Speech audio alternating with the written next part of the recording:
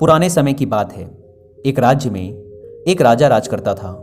उसका राज्य बहुत ही खुशहाल था। धन धान्य की उसके राज्य में कोई कमी नहीं थी। राजा और प्रजा खुशी खुशी अपना जीवन यापन कर रहे थे। एक वर्ष उस राज्य में भयंकर अकाल पड़ा। पानी की कमी से फसलें सूख गई। ऐसी स्थिति में किसान राजा को लगान नहीं दे पाए। लगान प्राप्त न होने के कारण राजस्व में कमी आ गई और राजकोष खाली होने लगा। यह देख राजा चिंता में पड़ गया। हर समय वह सोचता रहता कि राज्य का खर्च कैसे चलेगा। अकाल का समय निकल गया।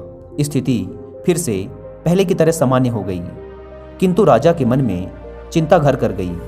हर समय उसके दिमाग में यही रहता कि राज्य में पुनः अकाल पड़ गया तो क्या होगा। इसके अतिरिक्त भी अन्य चिंताएं उसे घेरने लगी। पड़ोसी राज्य का भय, मंत्रियों का षड्यंत्र जैसी कई चिंताओं ने उसकी भूख प्यास और रातों की नींद छीन ली। वह अपनी इस हालत से बहुत परेशान था, किंतु जब भी वह राजमहल के माली को देखता तो आश्चर्य में पड़ जाता। दिन भर मेहनत करने के बाद वह शाम को रूखी सूखी रोटी बनाकर खाता और पेड़ के नीचे बड़े मजे से सोता। कई बार राजा को उससे जलन होने लगी थी। एक दिन राजा के दरबार में एक सिद्ध साधु पधारे। राजा ने अपनी समस्या साधु को बताई और उसे दूर करने का सुझाव मांगा। साधु राजा की समस्या अच्छी तरह समझ गए थे। वे बोले, राजन, तुम्हारी चिंता की जड़ राजपाट है। अपना राजपाट पुत्र को देकर चिंता मुक्त हो जाओ। इस पर राजा बोला, गुरुवर, मेरा पुत्र मात्र 5 वर्ष का है। वह अबोध बालक राजपाट कैसे संभालेगा? तो फिर ऐसा करो कि अपनी चिंता का भार तुम मुझे सौंप दो। साधु बोले। राजा तैयार हो गया। उसने अपना राजपाट साधु को सौंप दिया। इसके बाद साधु ने पूछा, अब तुम क्या करोगे?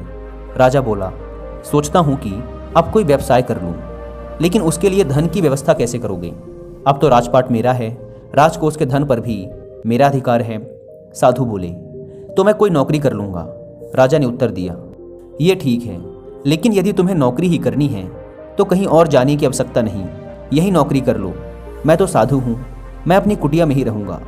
राजमहल में ही रहकर मेरी ओर से तुम ये राजपाट संभालना।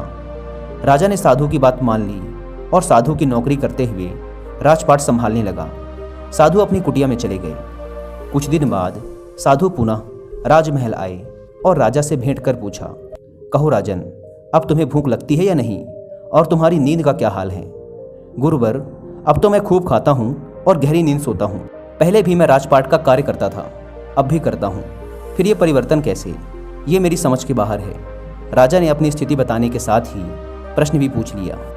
साधु मुस्कुराते हुए बोले, राजन, पहले तुमने काम को बोझ बना लिया था और उस बोझ को हर समय अपने मस्तिष्क पर ढोया करते थे, किंतु राजपाट मुझे सौंपने के उपरांत तुम समस्त कार्य अपना कर्तव्य समझकर करते हो, इसलिए तुम चिंता मुक्त हो।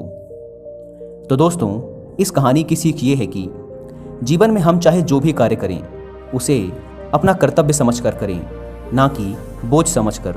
यही चिंता से दूर रहने का तरीका है।